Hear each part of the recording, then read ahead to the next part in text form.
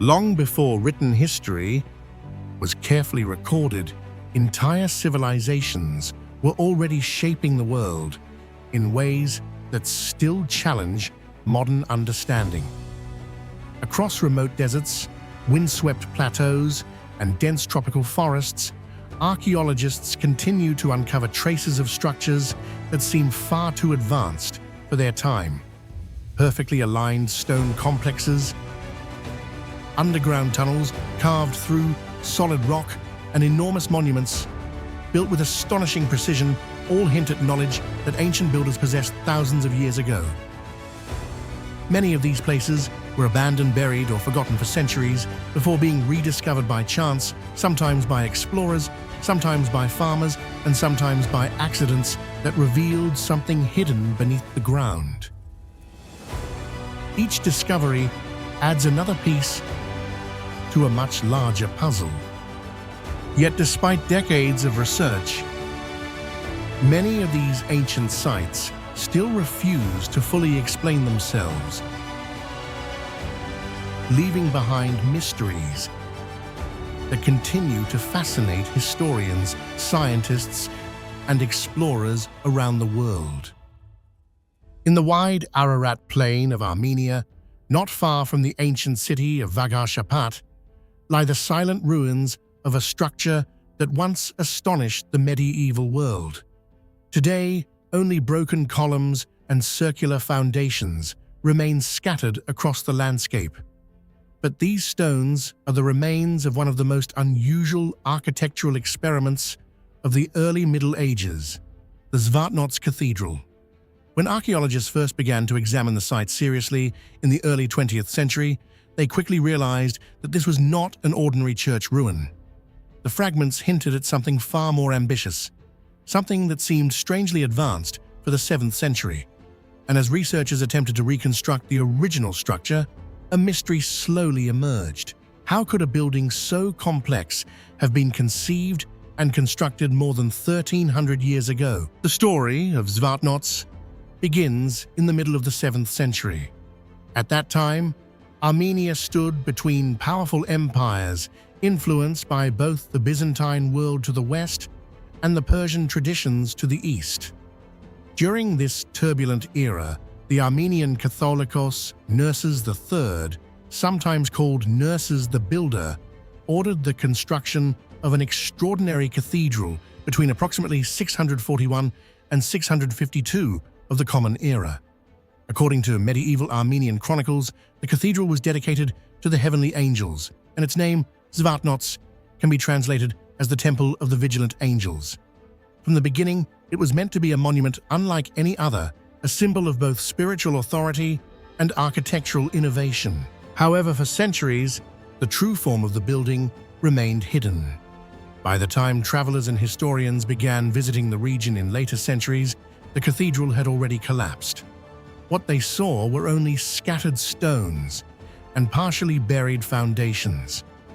Many early observers assumed that the ruins belonged to a simple rectangular church, typical of early Christian architecture. It was not until systematic archaeological excavations began in 1901, led by the Armenian architect and archaeologist Toros Toramanian, that the scale of the mystery began to reveal itself. As excavation progressed, Toramanian uncovered something completely unexpected. Beneath the layers of rubble lay a massive circular foundation composed of concentric rings of stone. Instead of the typical basilica layout found in most early Christian churches, Zvartnots had been designed around a central circular plan. 3 rings of columns once surrounded the center of the building, creating a structure that rose upward in multiple levels. Based on the surviving fragments and carved architectural elements, Toramanian proposed that the cathedral had once stood nearly 45 meters tall and consisted of 3 stacked tiers of arcades and galleries. This reconstruction shocked many scholars. In the 7th century, most churches across the Byzantine world followed relatively conservative architectural patterns. The dominant forms were rectangular basilicas or cross-shaped churches with domes supported by thick walls. Circular or centrally planned churches did exist, but they were usually far smaller and structurally simpler. Zvartnots, by contrast, appeared to combine a central circular design with a towering multi-level structure supported by slender columns. If Tauromanian's reconstruction was correct, the cathedral would have been one of the most daring architectural achievements of its time. The surviving fragments support the idea that the builders possessed remarkable technical skill. Many of the stones used in the cathedral were carefully cut blocks of volcanic tuff, fitted together with extraordinary precision. Decorative carvings show intricate patterns of vines, animals, and geometric motifs. The capitals of the columns display stylistic influences that appear to merge Armenian, Byzantine, and even Persian artistic traditions. These details suggest that the builders were working at the crossroads of several great cultural spheres, drawing inspiration from multiple architectural traditions. Yet the greatest puzzle remains the structure itself. According to Tauromanian's reconstruction, Zvartnots relied heavily on rings of columns, rather than massive supporting walls. The load of the upper levels would have been distributed through these columns and arches, creating a tall, open interior space. For a 7th century building constructed primarily from stone, this type of structural system would have been extremely ambitious. Even centuries later, medieval architects often struggled with the engineering challenges of supporting large domes and multi-level arcades. Because of this, some modern historians initially questioned whether Tauromanian's reconstruction might be exaggerated. Perhaps the building had been lower and simpler than he proposed. However, later studies of the surviving stone fragments, including curved cornices and large column bases, seem to confirm that the structure was indeed designed to rise dramatically above the surrounding plain. Reconstructions created using modern architectural analysis continue to support the idea that Zvartnots was an unusually tall and complex building for its time. Another mystery surrounding the cathedral is its sudden destruction. Historical records suggest that the building collapsed sometime in the 10th century, only about 300 years after it was constructed. The most common explanation is a powerful earthquake, since the Armenian highlands lie within a seismically active region. A structure as tall and delicate as Zvartnots may simply have been unable to withstand such forces. Yet this explanation raises another question. If the design was structurally unstable, how did the cathedral stand for several centuries before collapsing? The fact that it remained intact for generations suggests that the original builders understood their engineering challenges remarkably well. Comparisons with other structures from the same period only deepen the sense of mystery. One of the closest architectural relatives is the Church of San Vitale in Ravenna, Italy, built in the 6th century under Byzantine influence. San Vitale also uses a central plan and layered arcades, but its structure is far more compact and heavily supported by thick walls. Another comparison is the famous Hagia Sophia in Constantinople, completed in 537 of the Common Era. Hagia Sophia demonstrated extraordinary engineering with its massive dome, yet even it relied on enormous piers and buttresses to distribute weight. Zvartnots, by contrast, appears to have relied more heavily on elegant rings of columns, giving it a lighter and more open structure. This raises an intriguing possibility. Some scholars believe that Zvartnots may represent an experimental stage in the development of Armenian architecture. Later Armenian churches, such as those built in the 9th and 10th centuries, often used centralized plans with domes supported by carefully designed structural systems. It is possible that the architects of Zvartnots were exploring new ideas that would later evolve into more stable architectural forms. In this sense, the cathedral may have been both a masterpiece and a prototype pushing the limits of what builders of the era believed possible. The archaeological investigations at Zvartnots have continued throughout the 20th and 21st centuries. Excavations revealed not only the cathedral itself, but also the remains of surrounding buildings, including a palace complex believed to have been associated with Catholicos Nurses III. These discoveries suggest that the cathedral once stood at the center of an important religious and administrative complex. From a distance, its towering circular structure would have been visible across the Ararat Plain, symbolizing the power and spiritual identity of medieval Armenia. Today, visitors to the site see only the lower portions of the structure, the circular foundation fragments of columns and scattered carved stones. In the background rises the distant silhouette of Mount Ararat, creating one of the most dramatic archaeological landscapes in the region. Despite the ruins, modern reconstructions allow us to imagine how extraordinary the building must once have appeared, a multi-tiered cathedral rising in concentric rings toward the sky. Yet even after more than a century of study, Zvartnots still leaves historians with unanswered questions. Was it truly as tall and complex as the reconstructions suggest? What engineering methods allowed its builders to support such an ambitious design? And why did the architects of the 7th century attempt something so radically different from the architectural norms of their time? The ruins of Zvartnots Cathedral remind us that ancient builders were often far more innovative than we assume. Hidden beneath the broken stones of the Armenian plain lies the memory of an architectural vision that may have been centuries ahead of its time. Whether it was a daring experiment, a lost masterpiece, or a design that pushed medieval engineering to its limits, Zvartnots remains one of the most fascinating architectural mysteries of the ancient world.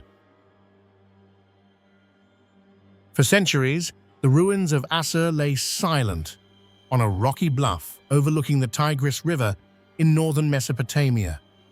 Wind moved across the empty plateau, carrying dust over broken walls and collapsed foundations. To a casual traveler, the site looked like little more than scattered stones.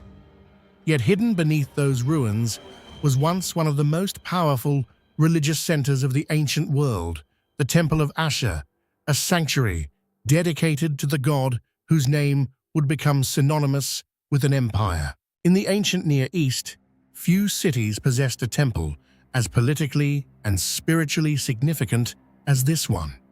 The city itself was called Assur. The supreme god of the Assyrians was also named Ashur, and the empire that eventually dominated much of the Near East, the Assyrian Empire, took its identity directly from that same divine name. At the center of this relationship between god, city, and empire stood a sacred complex that for nearly 2,000 years served as the spiritual heart of Assyria. But the true story of the Temple of Assur did not emerge until archaeologists began uncovering the site in the early 20th century.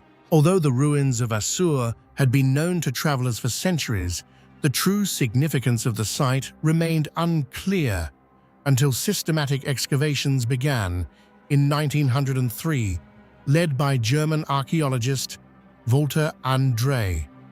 Working on behalf of the German Oriental Society, André and his team began carefully clearing layers of debris that had accumulated over more than 2 millennia. As the excavation progressed, the outlines of an enormous sacred precinct began to appear. Massive stone foundations revealed the presence of a temple complex built and rebuilt many times throughout Assyrian history. Nearby stood the remains of a towering ziggurat, a stepped pyramid structure that once dominated the skyline of the ancient city. At first, archaeologists assumed they were simply uncovering another Mesopotamian temple. Similar structures had already been found in cities such as Uruk and Babylon. Yet, as the excavation continued, something unusual became clear. This was not just a temple, it was the temple. The central sanctuary dedicated to the god Ashur, the divine patron of the Assyrian state itself. Unlike most ancient temples, the Temple of Ashur was not merely a place of worship. It functioned as the ideological core of Assyrian power. Assyrian kings did not claim absolute authority in their own names. Instead, they ruled as the earthly representatives of the god Ashur. In inscriptions carved into stone slabs and clay tablets, rulers repeatedly described themselves as governors of Ashur rather than sovereign monarchs. This meant that every major political action, from military campaigns to construction projects, was theoretically carried out on behalf of the god. Before launching wars, kings consulted the temple priests. Victories were credited to Ashur's divine will. Even the expansion of the empire across the Near East was framed as the spreading of Ashur's sacred authority.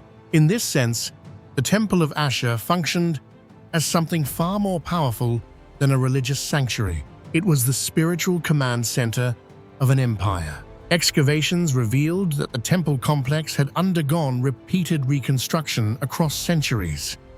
Each generation of rulers expanded, renovated, or restored the sacred buildings, carefully preserving the original holy location. The earliest known phase of the temple dates to around the early 2nd millennium BCE, when Assur was still a relatively small trading city. During this period, the sanctuary likely consisted of modest mud brick structures. Over time, however, the city's importance grew. Kings such as Shamshi-Adad I, Ashur-uballit I, and later powerful Neo-Assyrian rulers, including Sennacherib and Esarhaddon, expanded the temple complex dramatically. Stone foundations replaced earlier brick structures, and the sacred precinct grew into a large architectural compound. What puzzled archaeologists was that every reconstruction preserved the exact sacred center of the earlier temple. Instead of relocating the sanctuary or redesigning the entire complex, builders repeatedly rebuilt on top of the same sacred point. For nearly 2,000 years, the location of the divine sanctuary remained fixed. Why this precise spot was considered sacred remains uncertain even today. One of the most intriguing aspects of the Temple of Ashur lies in its relationship to the nearby ziggurats. Ziggurats were common features in Mesopotamian cities. These massive stepped pyramids symbolized mountains connecting heaven and earth. Priests often performed rituals at their summits, while temples stood nearby to house the city's patron deity. At Assur, however, the temple and ziggurat appear to be aligned along a carefully planned, sacred axis. The orientation of the complex suggests that the buildings were designed as part of a unified ritual landscape.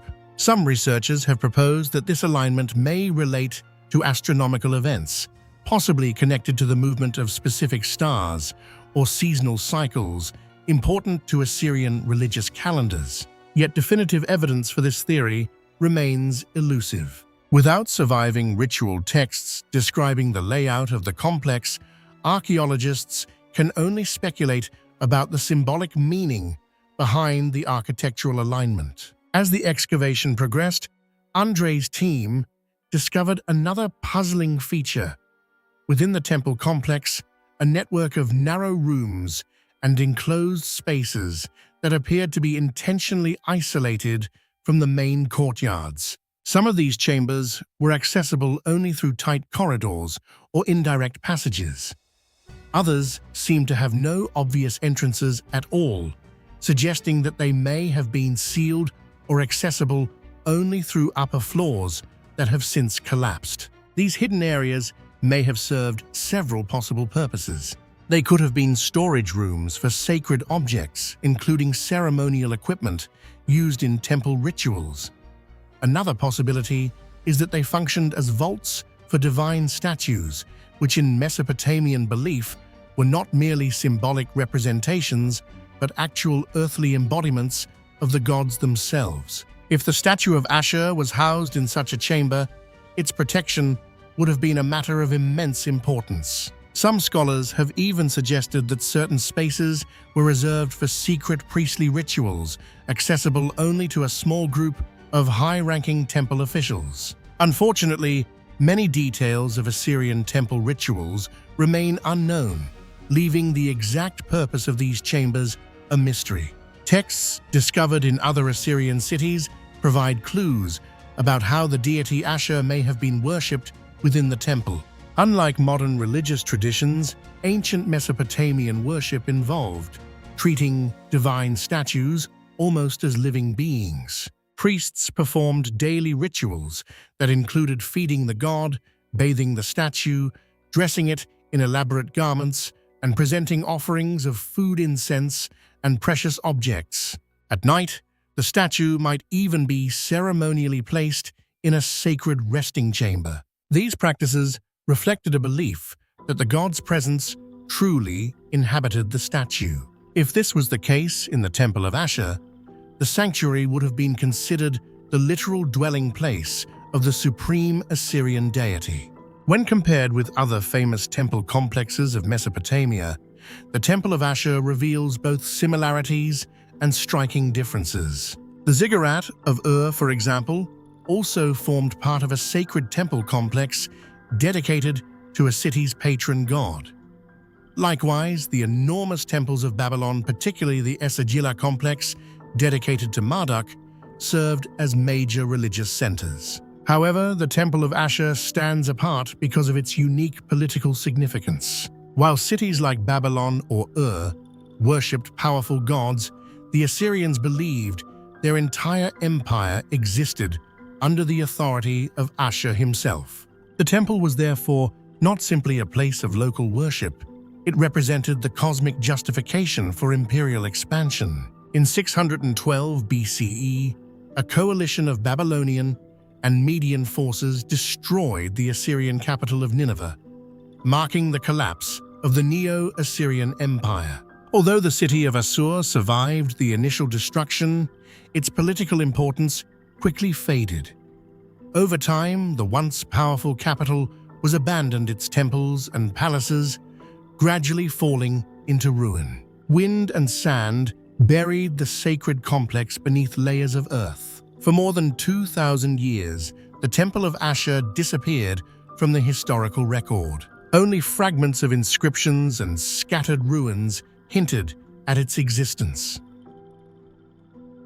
In the year 2010, construction workers began preparing the ground for a new office complex in the financial district of London. The location stood in the heart of the modern city, surrounded by steel towers, glass walls, and the constant movement of one of the busiest capitals on Earth.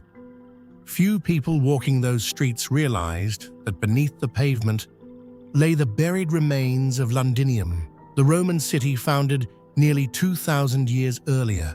When archaeologists arrived to examine the site before construction continued, they expected to find the usual remains common to Roman Britain. Fragments of pottery, pieces of building foundations, perhaps coins or broken tools. These objects are typical traces of Roman settlements across Europe. But as excavation began, the team encountered something far more unusual, hidden within the damp layers of ancient soil. Embedded in the dark mud were thin, rectangular pieces of wood. At first, they looked like ordinary scraps of timber, small, flat boards no larger than a modern postcard. Many were warped, cracked, and stained black by centuries underground. Yet when archaeologists carefully lifted them from the soil, they realized they were not random pieces of wood at all. They were Roman writing tablets. These tablets had once been used as portable notebooks by people living in Londinium during the 1st century AD, only a few decades after the Roman conquest of Britain. In the ancient world, such tablets were common tools for daily communication.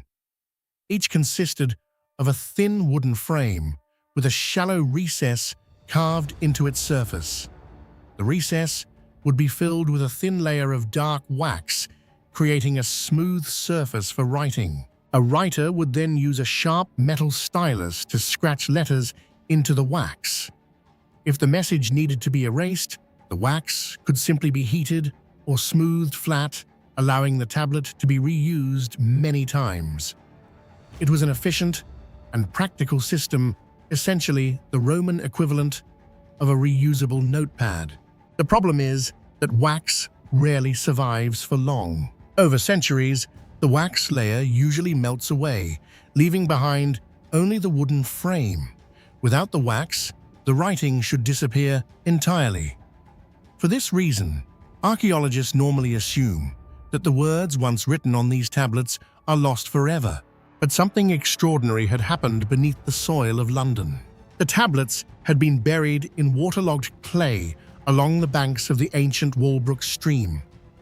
The ground was so wet and oxygen poor that bacteria responsible for decomposition could barely survive. Under these unusual conditions, the wood remained preserved for nearly 2 millennia. And more importantly, when the wax vanished, the stylus marks had pressed slightly into the wood beneath. Those faint scratches, almost invisible to the naked eye, had survived. When researchers began examining the tablets under angled lighting, and high-resolution photography lines slowly emerged across the surface. The marks were so subtle that they resembled shallow ripples in the grain of the wood. Yet when specialists traced the patterns carefully, Latin letters began to appear. For the first time in nearly 2 millennia, the voices of Londinium were becoming readable again. More than 400 tablets were eventually recovered from the excavation site, now known as the Bloomberg Archaeological Site. Among them were fragments of contracts, financial accounts, supply records, and personal correspondence. These documents revealed details of everyday life in Roman London with an intimacy rarely preserved in archaeology. One of the most remarkable tablets carries a date written within the text itself, the 8th of January in the year 57 AD. This simple record of a financial transaction between merchants is now considered the earliest dated document ever discovered in London. At that time, the city had existed for barely a decade. Roman forces had invaded Britain in the year 43 AD under the Emperor Claudius, and Londinium was still a young settlement growing along the River Thames. Yet the tablet reveals that even at this early stage, the town already possessed a functioning commercial system. Traders were recording debts agreements and deliveries using written contracts. Names of individuals appear across the documents. Merchants, soldiers, administrators and craftsmen, people who lived and worked in a city that would eventually become one of the most influential capitals in the world. In this way, the tablets provide something rare in ancient history, direct evidence of ordinary lives. Most archaeological discoveries focus on monumental structures such as temples, palaces, or defensive walls. These structures reveal how civilizations built and organized their cities, but they rarely capture the voices of individual people. The Roman tablets of London are different. They preserve moments of conversation, business, and routine activity. One tablet records a delivery of goods. Another appears to be a list of debts owed to a merchant. A different fragment may contain part of a personal message. Together, they form a scattered archive of daily life from a frontier city of the Roman Empire. What makes this discovery even more fascinating is how it compares with other writing tablets from the Roman world. The most famous parallel comes from the Vindolanda tablets discovered at a Roman fort near Hadrian's Wall in northern England. Those tablets also preserved ink-written messages on thin wooden sheets, including military reports and personal letters exchanged between soldiers and their families. Vindolanda revealed the human side of life along the northern frontier of the empire. However, the London tablets are different in several important ways. While the Vindolanda tablets were written with ink on wooden sheets, the London examples used wax surfaces and stylus writing. This means the writing technique itself represents a different tradition of record-keeping.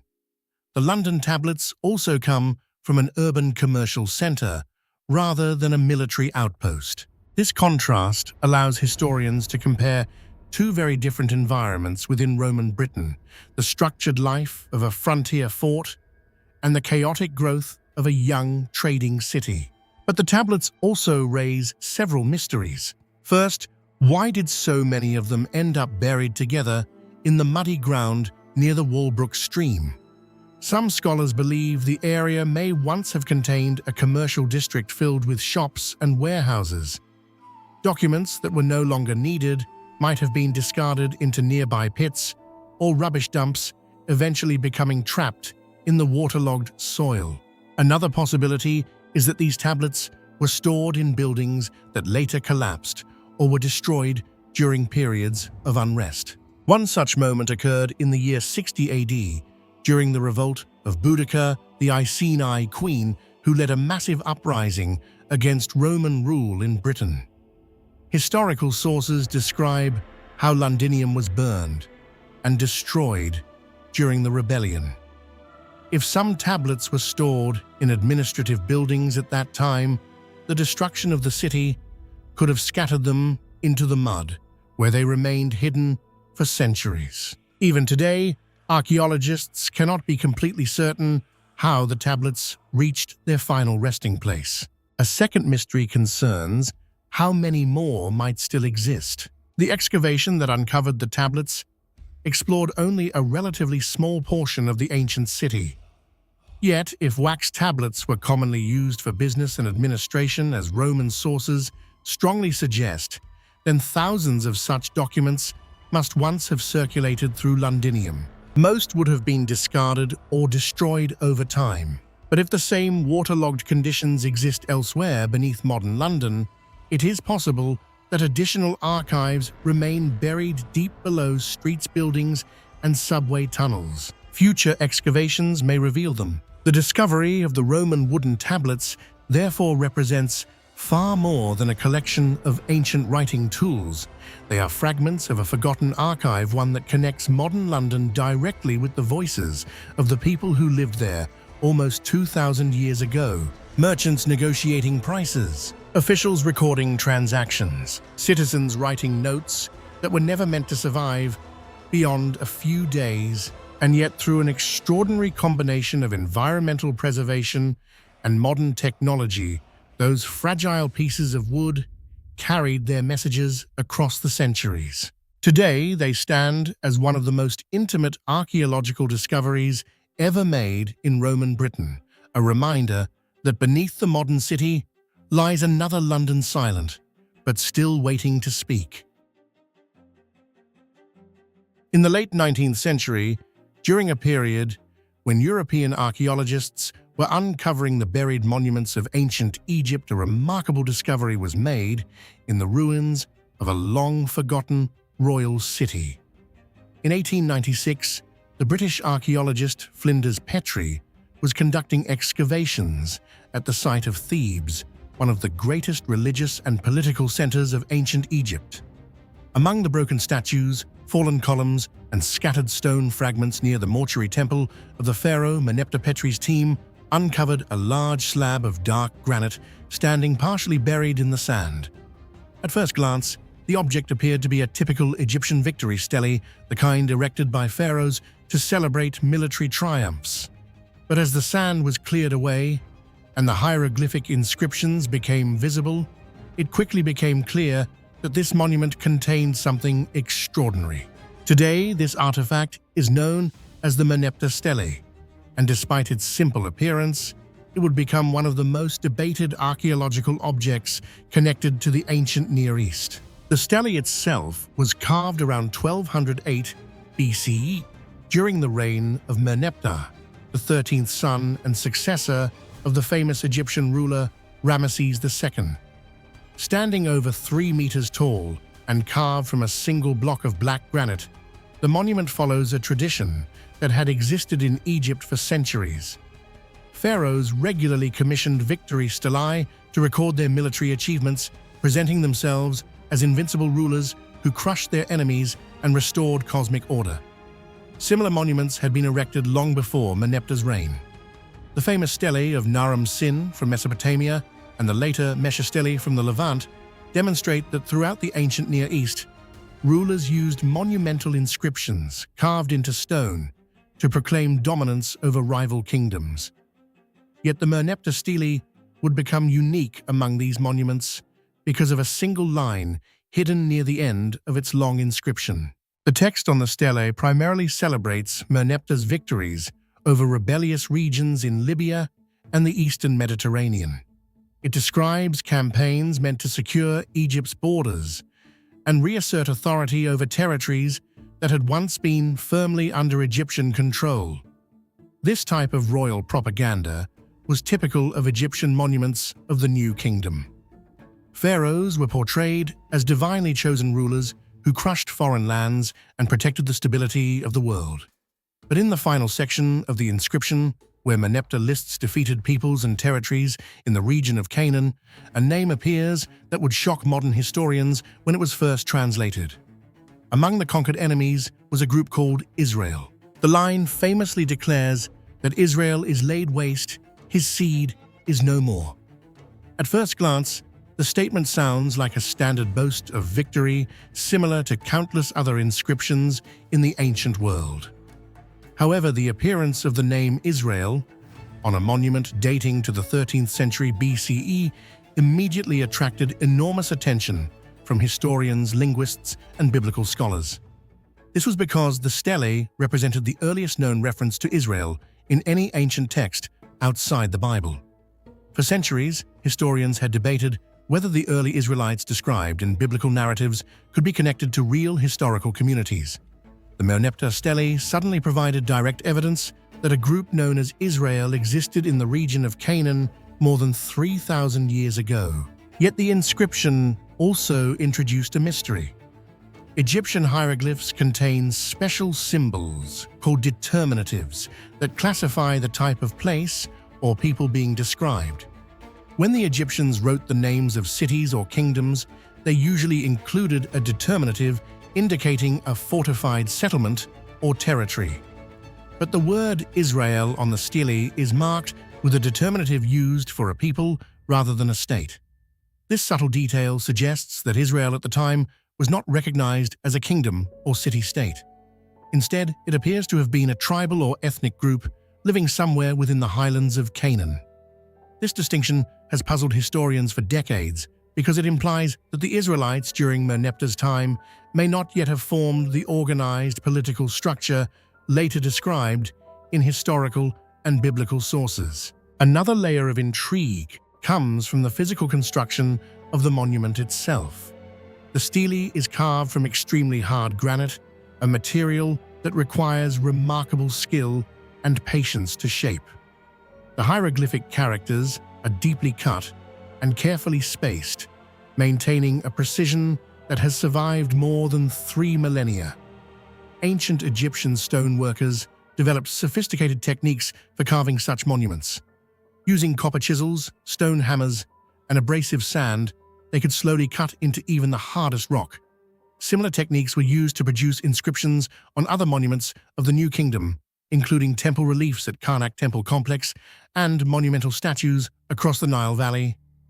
Yet the scale and clarity of the Merneptah stele demonstrate the extraordinary craftsmanship of Egyptian artisans whose ability to carve detailed writing into granite still impresses archaeologists today. Interestingly, further examination of the stele revealed that it was not originally created for Merneptah at all.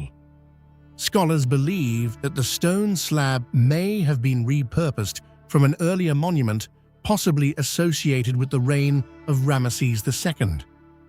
The Egyptians were known to reuse valuable stone blocks and statues, especially when constructing large temples or commemorative monuments.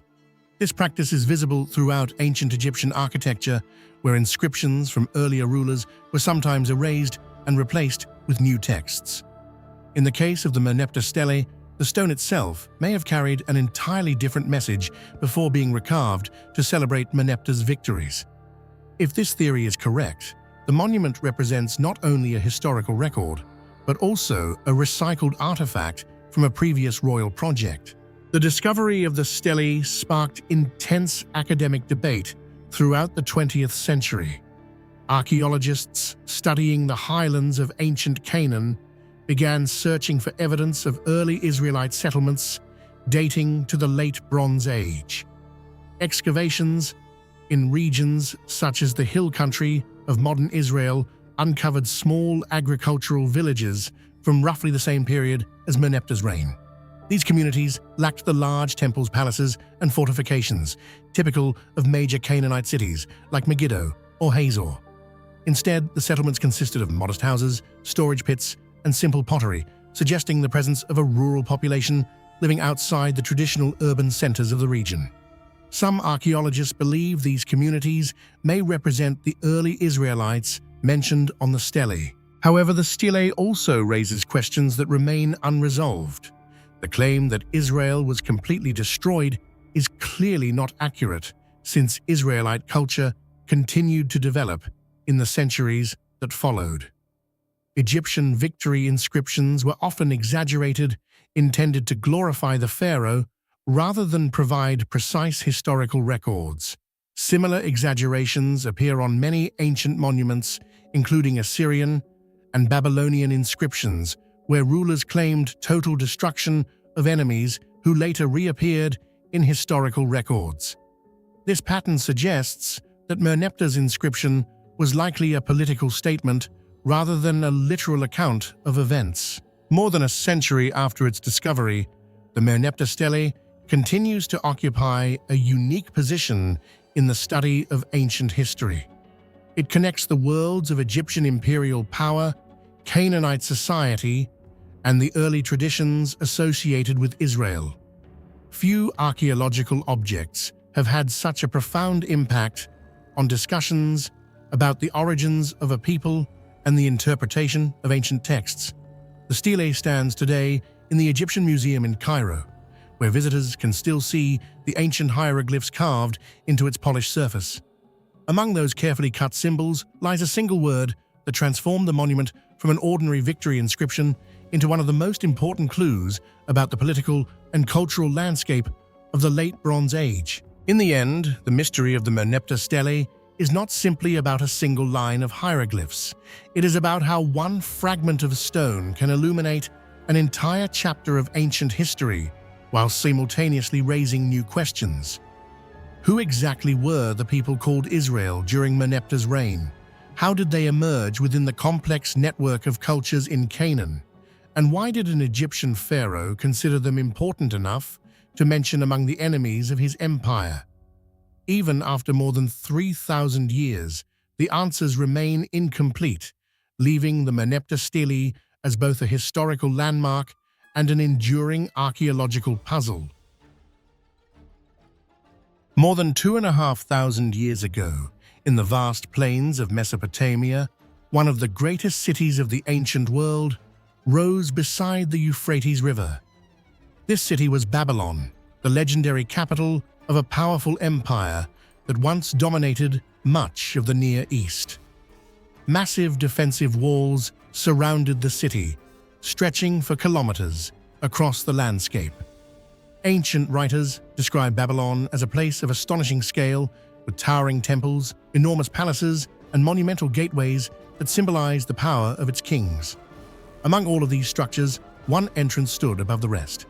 It was a gate unlike anything the ancient world had seen before, a gateway covered in deep blue stone and decorated with hundreds of mysterious creatures.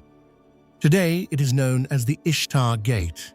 The gate was built around 575 BCE during the reign of King Nebuchadnezzar II, the ruler who transformed Babylon into one of the most magnificent cities of the ancient world.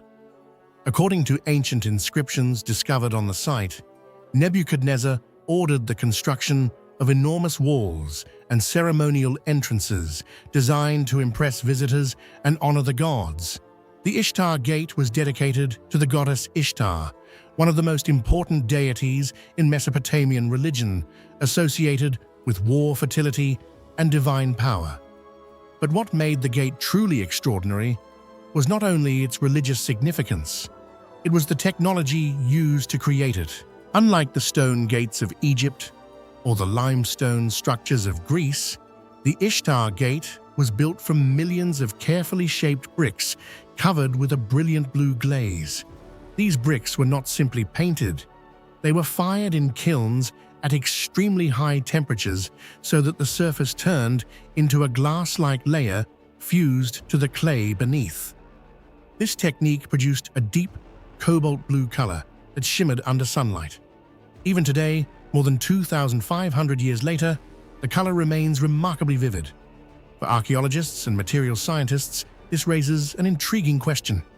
How did ancient Babylonian craftsmen control the firing temperature and chemical composition of their glazes with such precision? Modern analysis suggests that the glaze contained silica-copper compounds and mineral pigments that had to be heated to very specific temperatures to produce the final color.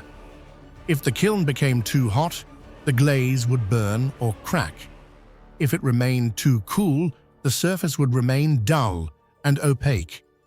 Maintaining that balance across tens of thousands of bricks would have required an advanced understanding of ceramics and furnace control. Yet the Babylonians left behind very few written records describing their exact methods. As a result, the precise techniques used by the craftsmen of Babylon remain partly uncertain even today. The surface of the gate was not plain. Hundreds of animals emerged from the blue background in raised relief, forming long rows that marched across the walls. Lions, bulls, and dragon-like creatures appeared again and again, each carefully modeled and glazed in different colors. These animals were not random decorations. Each represented a specific deity within the Babylonian pantheon. The lions symbolized the goddess Ishtar herself. The powerful bulls represented the storm god Adad. But the most mysterious creature was the long-necked dragon, known in ancient texts as the Mushusu. The Mushusu was a strange hybrid animal. It had the body of a serpent, the forelegs of a lion, the hind legs of a bird, and a horned head covered in scales. It was associated with Marduk, the supreme god of Babylon, and the divine protector of the city. What makes the Mushusu fascinating is the extraordinary consistency with which it appears in Babylonian art. The creature is depicted with nearly identical proportions across different monuments and artifacts separated by centuries. Some researchers have suggested that the image may have been inspired by a real animal, possibly a large reptile remembered through myth. Others believe it was purely symbolic, representing the cosmic authority of Marduk. Whatever its origin, the creature became one of the most recognizable symbols of Babylonian power. The Ishtar Gate was not an isolated monument. It formed the northern entrance to one of the most important ceremonial routes in the city. This road, known today as the Processional Way, ran through the heart of Babylon and was used during major religious festivals. The road was paved with large stone slabs and lined with tall walls decorated with more than 100 reliefs of striding lions. During the annual Akitu festival, statues of the gods were carried through the city along this route, while priests and citizens gathered to witness the procession. When the sacred parade reached the Ishtar Gate, it passed beneath the towering blue arch and continued toward the great temples of Babylon. Ancient Greek historians such as Herodotus described Babylon as one of the most impressive cities they had ever encountered. However, for many centuries, historians were uncertain whether these descriptions were exaggerated. The ruins of Babylon gradually disappeared beneath layers of sand and soil, and by the 19th century, only low mounds remained across the Iraqi desert. It was not until the late 19th and early 20th century that systematic excavations finally revealed the truth behind the ancient accounts. In 1899, a German archaeological expedition led by Robert Koldewey began one of the most ambitious excavations ever attempted in Mesopotamia. Over the course of more than a decade, the team carefully removed enormous quantities of earth from the site of Babylon. As they dug deeper, they uncovered fragments of glazed bricks, many of them still covered in brilliant blue glaze and decorated with fragments of animal reliefs. Eventually, the excavators realized they had discovered the remains of the legendary Ishtar Gate. The excavation revealed that the gate was even larger than previously imagined. In fact, it consisted of a double structure, an outer gate and a much larger inner gate rising behind it. Together, they formed a monumental entrance more than 20 meters high. The structure was integrated into Babylon's massive defensive walls, which themselves formed one of the most extensive fortification systems in the ancient world. Thousands of decorated bricks were recovered during the excavation. Because many of them had fallen from the walls, archaeologists carefully documented each fragment before transporting them for preservation. In the early 20th century, many of these bricks were taken to Germany, where they were eventually used to reconstruct a large section of the gate inside the Pergamon Museum in Berlin. The reconstruction remains one of the most striking archaeological displays in the world. Yet even this reconstruction represents only a portion of the original structure. If the entire gate were rebuilt at its full height, it would be even more imposing than what visitors see today. When archaeologists compared the Ishtar Gate with other monumental gateways of the ancient world, its uniqueness became even more apparent. Egyptian temple entrances, such as those at Karnak, were built from massive stone pylons, carved with reliefs of pharaohs and gods.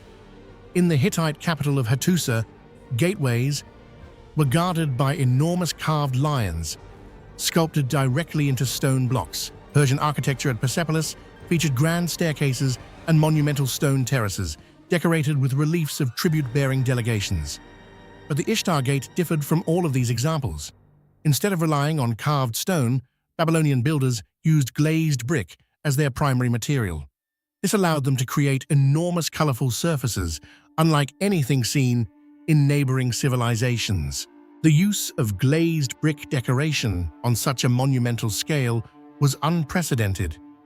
While glazed ceramics existed in earlier Mesopotamian cultures, no previous structure had applied the technique across such a vast architectural surface. The gate therefore represents not only a masterpiece of Babylonian architecture, but also a remarkable achievement in ancient materials engineering. Yet many mysteries still surround the structure. The exact organization of the workshops that produced the thousands of glazed bricks remains unknown. Archaeologists continue to debate how the craftsmen maintained consistent colors and shapes across so many pieces. Some bricks bear small markings on their backs, possibly indicating the position each piece was meant to occupy within the larger design. This suggests that the entire decorative program may have been planned in advance, like a massive architectural puzzle. Another question concerns the symbolic meaning of the animals that cover the gate. Were they purely religious symbols, or did they also serve as protective guardians meant to intimidate enemies approaching the city? The repetition of lions, bulls, and dragons may have been intended to create a visual message that Babylon stood under the protection of powerful divine forces. Today, the ruins of Babylon remain scattered across the plains of Iraq, while the reconstructed gate in Berlin offers a glimpse into the grandeur of the ancient city. Standing before the deep blue walls and rows of mythical creatures, it is possible to imagine what visitors might have felt more than 2,000 years ago when they first approached the entrance to the legendary capital. The Ishtar Gate was more than a simple city gate. It was a statement of technological skill, artistic mastery, and political power. Its brilliant blue bricks, mysterious dragon figures, and monumental scale continue to raise questions about the knowledge and capabilities of ancient Babylonian engineers. Even after more than a century of archaeological research, the gates still hold secrets about the craftsmen who built it and the civilization that once flourished behind its walls. High in the rugged highlands of southern Armenia, where winds sweep across open plateaus and distant mountains rise along the horizon, stands one of the most mysterious ancient structures in the world. Scattered across a barren stretch of land are hundreds of massive stone monoliths, some leaning, some broken, others still standing upright after thousands of years. At first glance, the site appears simple, almost primitive. But the longer one studies these stones, the more unsettling questions begin to emerge. This place is known as Karahunj, also called Zorat's Karer, and many researchers believe it may represent one of the oldest astronomical monuments ever constructed by human hands. The stones of Karahunj stand about 200 kilometers south of Yerevan on a windswept plateau in Armenia's Sunik province. The site consists of roughly 200 basalt stones arranged in a complex pattern that stretches across more than 7 hectares. Some of the stones rise 2 to 3 meters above the ground and weigh several tons. Many are roughly shaped, but others show signs of deliberate carving. Their arrangement is not random. Instead, the stones form a large circular structure with long lines of monoliths extending outward, like arms reaching across the landscape. Even before archaeologists began to study the site closely, it was clear that these stones had been placed with intention. Local villagers had known about the stones for centuries. For generations, they had called the place Karahunj, a name that roughly translates to speaking stones or singing stones. According to local tradition, when strong winds blow across the plateau, they pass through small holes carved in some of the stones, producing eerie whistling sounds that echo across the hills. These strange sounds gave the monument an almost supernatural reputation among nearby communities. Yet for a long time, the site attracted little serious scientific attention. The first detailed archaeological investigations began in the 20th century when Soviet-era researchers started documenting ancient monuments across the Armenian highlands. When archaeologists arrived at Karahunj, they quickly realized that the site was far more complex than it first appeared. The basalt stones were not simply scattered across the plateau.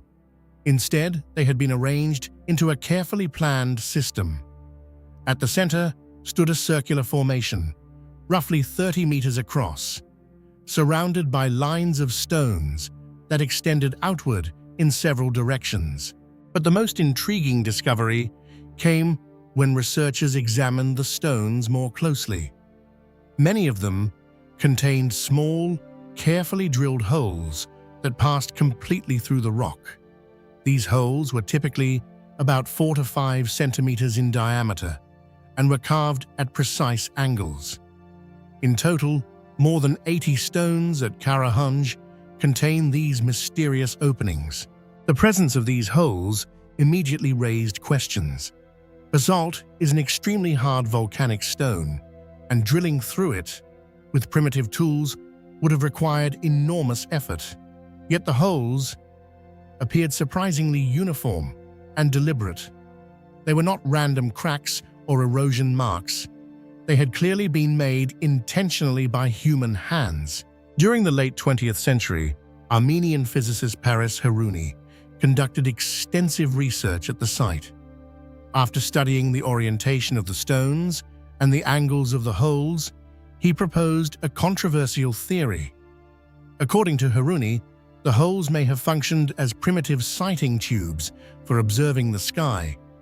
When viewed through certain holes at specific times of year, they appear to align with the rising or setting positions of the sun, the moon, or particular stars. If this interpretation is correct, Karahunj may have served as an ancient astronomical observatory. Hiruni's calculations suggested that some of these alignments correspond to celestial positions dating back as far as 5,500 to 7,500 years ago. This would make the monument significantly older than many of the world's famous megalithic sites. For comparison, the earliest construction phases of Stonehenge in Britain date to around 3000 BCE, while the monumental stone circles in Western Europe largely belong to the late Neolithic and early Bronze Age. If Karahunj truly dates back to the 6th or 7th millennium BCE, it could represent one of the earliest large-scale stone monuments ever built by humans. However, not all archaeologists agree with this interpretation. Some researchers argue that the astronomical alignments may be coincidental, or that the holes were added much later than the stones themselves. Radiocarbon dating of nearby burials and artifacts suggests that the site may have been used during the Bronze Age around the 2nd millennium BCE.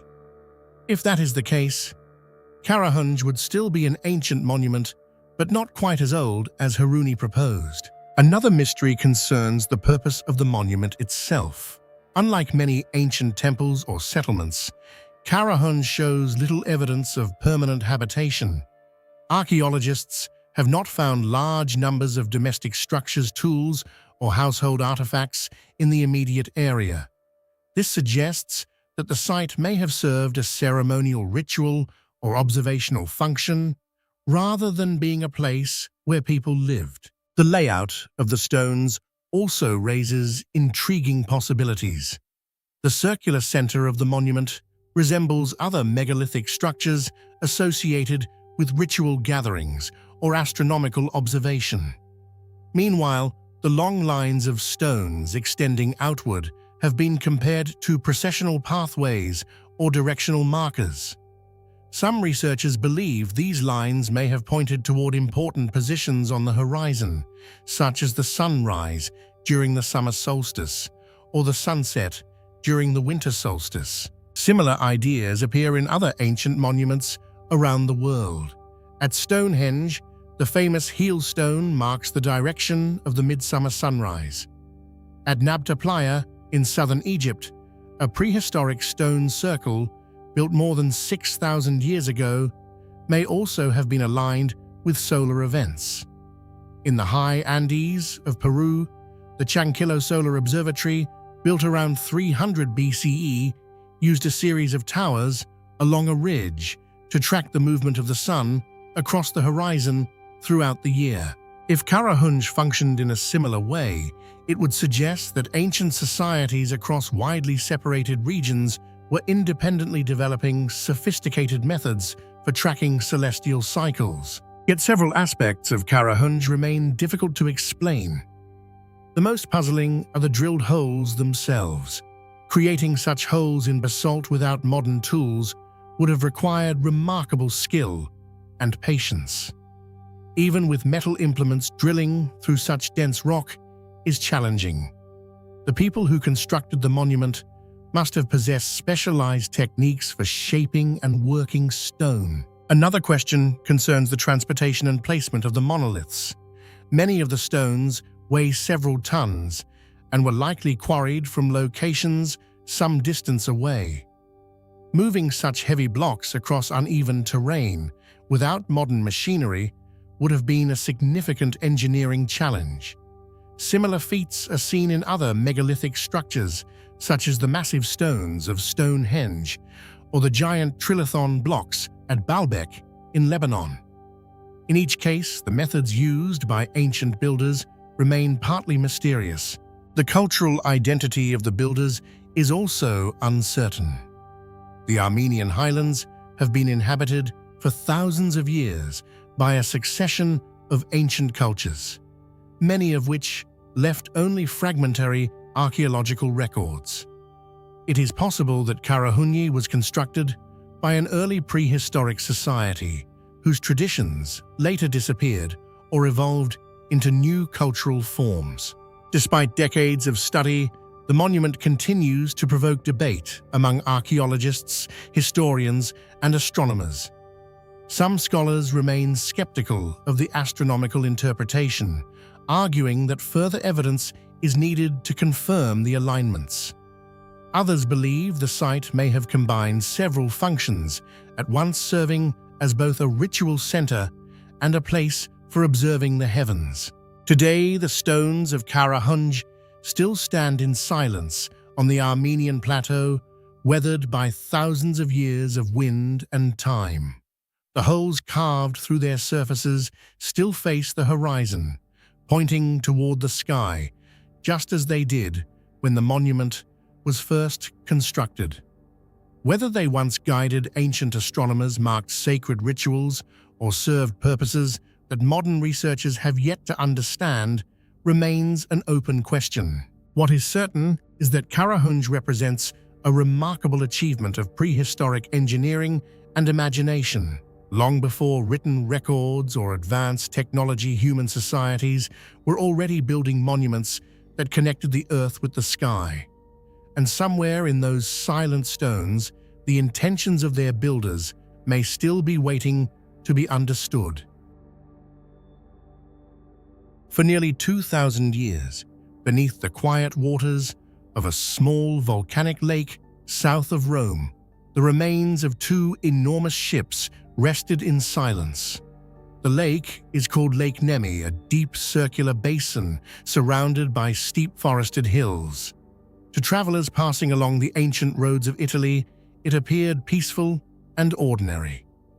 Yet hidden beneath its dark surface lay one of the most extraordinary engineering projects of the ancient Roman world. The ships were believed to have been built during the reign of Caligula, who ruled the Roman Empire between 37 and 41 CE.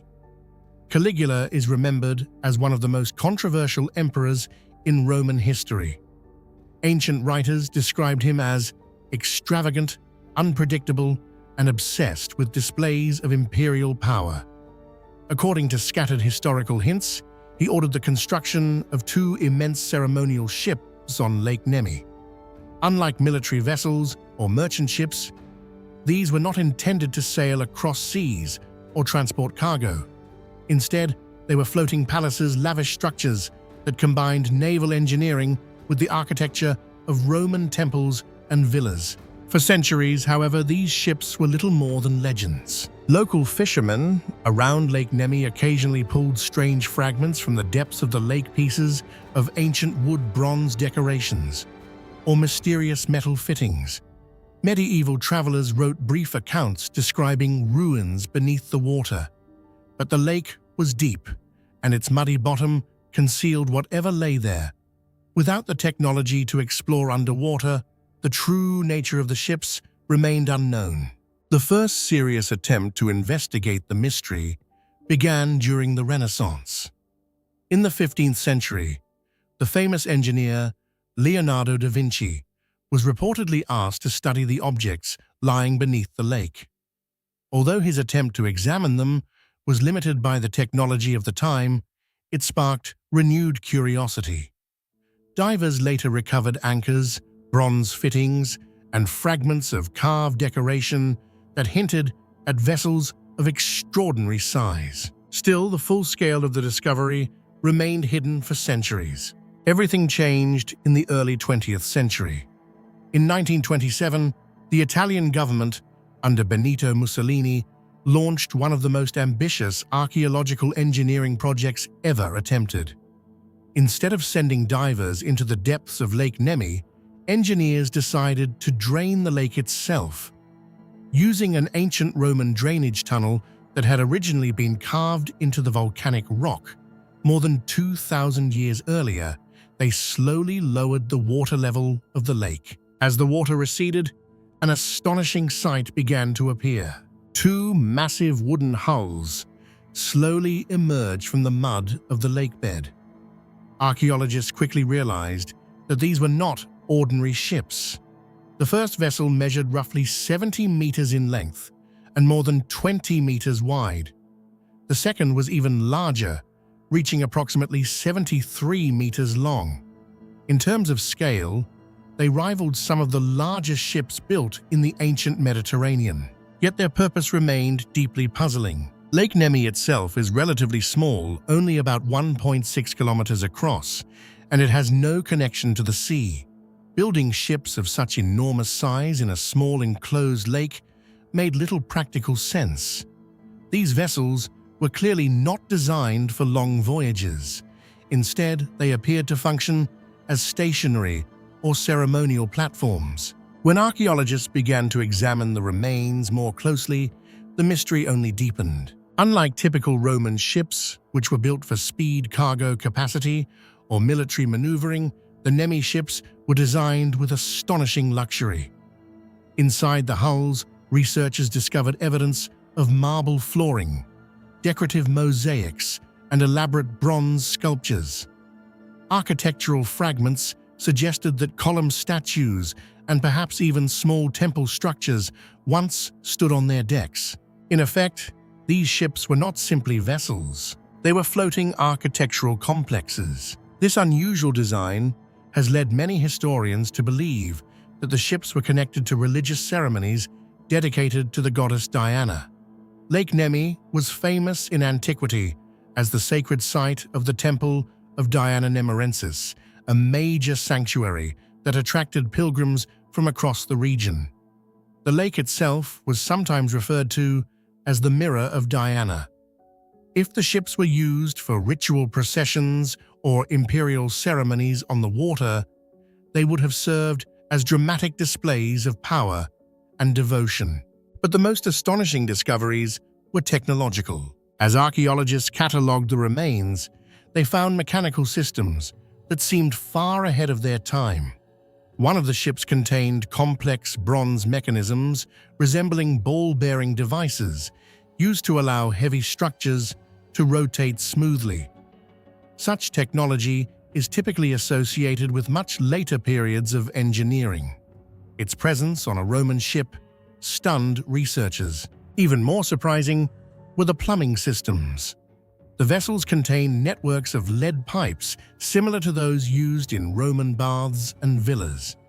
These pipes were connected to water pumps and valves, suggesting that the ships may have contained fountains or running water features. In other words, they were not simply decorative structures, they may have functioned as fully equipped floating palaces, complete with hydraulic systems. Additional discoveries included advanced anchors, metal fittings, and construction techniques rarely seen in other ancient ships. The hulls themselves were reinforced with massive wooden beams carefully fitted together using sophisticated joinery methods. Bronze nails and clamps were used to secure structural components, demonstrating a remarkable level of craftsmanship. When compared with other Roman ships of the same period, the difference was dramatic. Most surviving Roman vessels, such as merchant ships discovered in Mediterranean shipwrecks, were built primarily for practicality. They were designed to carry grain wine or olive oil across the empire. Their construction emphasized durability and cargo capacity rather than luxury. The Nemi ships, however, were something entirely different. They combined naval engineering with architectural grandeur on a scale rarely seen in antiquity. In some ways, they resembled floating versions of Roman villas or temple complexes rather than traditional ships. Yet another mystery surrounds their final fate. Ancient historical sources suggest that after the assassination of Emperor Caligula in 41 CE, many of his extravagant projects were deliberately destroyed or abandoned. It is possible that the Nemi ships were intentionally scuttled in the lake as part of a political effort to erase the memory of his rule. Alternatively, they may simply have been abandoned and gradually sank over time. Whatever the reason, the ships remained submerged for nearly 2 millennia. For a brief moment in the 1930s, however, they returned to the surface of history. After the lake was partially drained, the ships were carefully excavated and placed in a specially constructed museum near the shore of Lake Nemi. For archaeologists and historians, the discovery was extraordinary. The vessels provided a rare glimpse into the engineering capabilities and cultural ambitions of the Roman Empire. Unfortunately, this remarkable chapter of archaeological history ended in tragedy. In 1944, during the final stages of the Second World War, a fire destroyed the museum that housed the ships. Most of the ancient wooden structures were consumed by flames. Although some metal fittings, architectural fragments, and detailed documentation survived, the majority of the ships themselves were lost forever. Today, the story of the Nemi ships remains one of the most haunting mysteries of ancient engineering. Even with modern archaeological knowledge, many questions remain unanswered. Why would an emperor order the construction of such enormous vessels on a small inland lake? How were the massive timbers transported and assembled in such a confined location? And how did Roman engineers develop mechanical systems that appear strikingly advanced for their time? What survives today are fragments, photographs, and the lingering impression of a project that pushed the limits of ancient technology. Hidden beneath the calm surface of Lake Nemi for centuries, these ships were more than simple vessels. They were symbols of imperial ambition, technological innovation, and perhaps even religious spectacle. And although much of their physical structure has been lost, the mystery of the Nemi ships continues to challenge our understanding of what the ancient world was truly capable of achieving.